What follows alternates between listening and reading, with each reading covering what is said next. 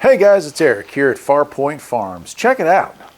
Vevor, good company to work with. They have sent me a plasma cutter, which I was desperately in need of for the bus project, which is happening on my other channel, just a little bit off frame here. This is a pretty cool tool. Doesn't require a ton of juice. You can run it off at 220 or 110. So what I'm going to do is, through the magic of video editing, I'm going to unbox this thing. We'll lay it up on here, we'll get it a little closer in, we'll take a look, and then maybe we'll burn through some steel. Let's do it. All right, well here it is all set up. It's the Vevor CUT Cut-50, and it's very compact. I was a little surprised at its size. Weighs about maybe 20 pounds, give or take. We have our ground clamp here, good long, I'd say a 9-foot cord on that. Then a really long cutting cord. This thing I'd say is probably 15 feet at least. Nice carrying handle on the top and a place to store your equipment when you're not using it. On the side here you can see it just says Vevor, and it's got some vents on both sides there. And on the back here I've got all this set up now too, but on off switch we have an air regulator that it comes with. You have two choices. They gave me enough hose I could do this. You could run a hose off of this and have an extension to go into an air line.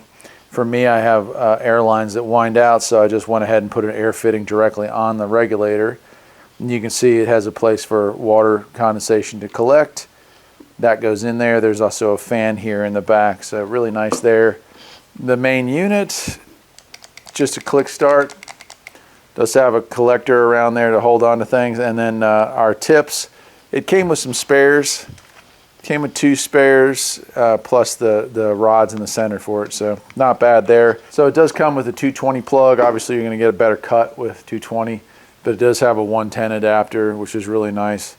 So for today, even though I do have 220 in the shop, I'll be using the 110 because I want to run this thing outside. Clearly, if you're going to operate something like this, you're going to want to use a mask, you know, and so I do have one of those and some gloves because according to the manual, it puts out just shy of 20,000 degrees worth of heat, which is about right because you're going to have to burn through some steel, some metal, and so you need that.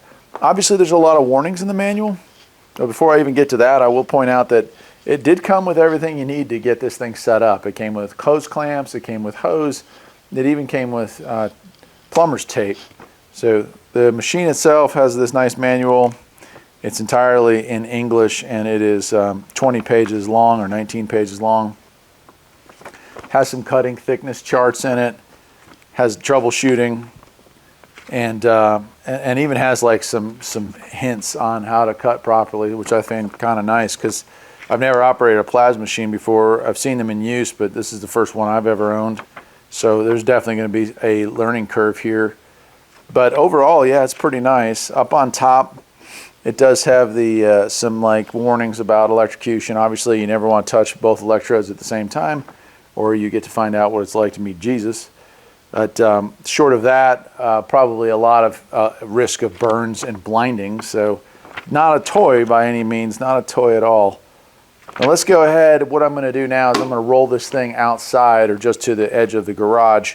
I've got some scrap steel, and we're just going to wrap this video up by burning right through something. I don't know, some piece of scrap that we have laying around here, and that'll wrap it up. I'll leave a link, of course, to where you can find one of these things and get it on your own, but it's a pretty cool little device and very low cost. Like, it's amazing that technology has come down for both welding equipment and cutting equipment like this, so really cool.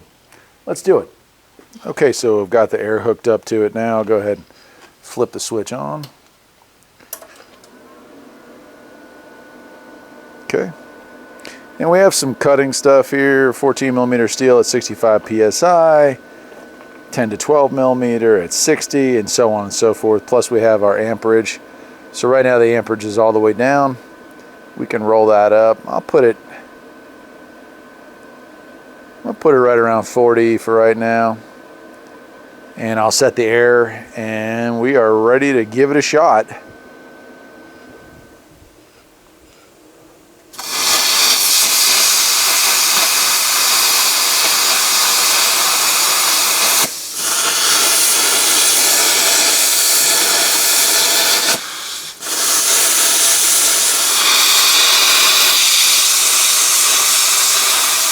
All right, so as you can see, it's cutting perfectly. The issue that we're having is operator error. Like, you know, I'm an amateur at this, so me and Jen are out here trying to figure out exactly how to work this thing. But, I mean, look at it. It's burning through. That's good sized steel right there without any issues whatsoever. So I am super happy with that. That's the Vevor Cut 50 plasma cutter. They do offer one, it's a few bucks more, that's touchless. But I figured for us, this is a good way to get started, learning how to do proper cutting and welding using these cool welder and now this cool plasma cutter from Vevor. Like I said before, I'll leave a link in the description below as to where you can get one of these yourself. And thanks to Vevor for sending this my way. I appreciate it. Take care.